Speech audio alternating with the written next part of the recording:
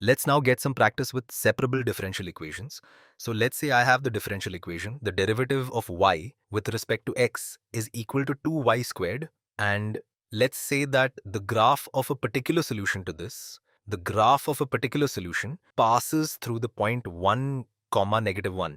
So my question to you is, what is y? What is y when x is equal to 3 for this particular solution? So the particular solution to the differential equation that passes through the point 1 comma negative 1, what is y when x is equal to 3? And I encourage you to pause the video and try to work through it on your own. So I'm assuming you had a go at it. And the key with a separable differential equation, and that's a big clue that I'm even calling it a separable differential equation, is that you separate the x's from the y's, or all the x's and the dx's from the y's and dy's. So how do you do that here? Well, what I could do, let me just rewrite it. So it's going to be dy over dx is equal to 2y squared is equal to 2y equal to 2y squared.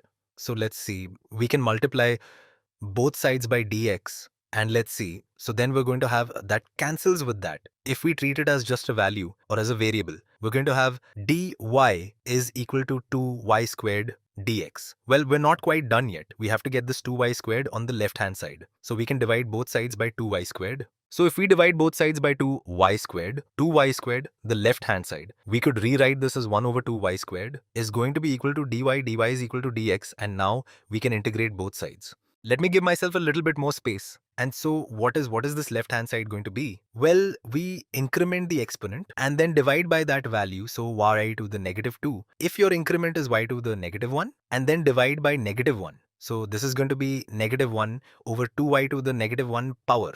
And we could do a plus c like we did in the previous video, but we're going to have a plus c on both sides, and you could subtract, or you have different arbitrary constants on both sides and you could subtract them from each other. So I'm just going to write the constant only on one side. So you have that is equal to, well, if I integrate just dx, that's just going to give me x. That's just going to give me x. So this right over here is x, and of course I can have a plus c over there. And if I want, I can solve for y. If I multiply, let's see, I can multiply both sides by negative 2, and then I'm going to have the left hand side, you're just going to have y to the negative 1, or 1 over y is equal to, if I multiply the right hand side times negative 2, I'm going to have negative 2 times x plus, well, it's some arbitrary constant. It's going to be negative 2 times this arbitrary constant, but I could still just call it some arbitrary constant. And then if we want, we can take the reciprocal of both sides, and so we will get y is equal to 1 over negative 2x plus c.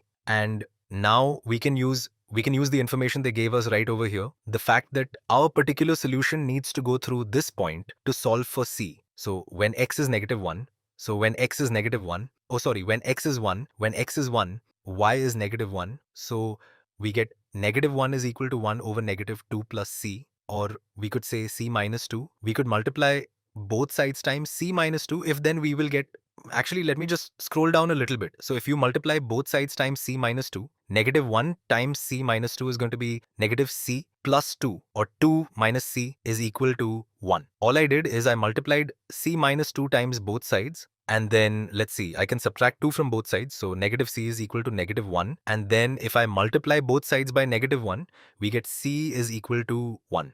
So our particular solution is y is equal to 1 over negative 2x plus 1. And we are almost done. We didn't just ask for the particular solution. We asked, what is y when x is equal to 3? So y is going to be equal to 1 over 3 times negative 2 is negative 6 plus 1, which is equal to negative, is going to be equal to 1 over negative 5, or negative 1/5. And we are done.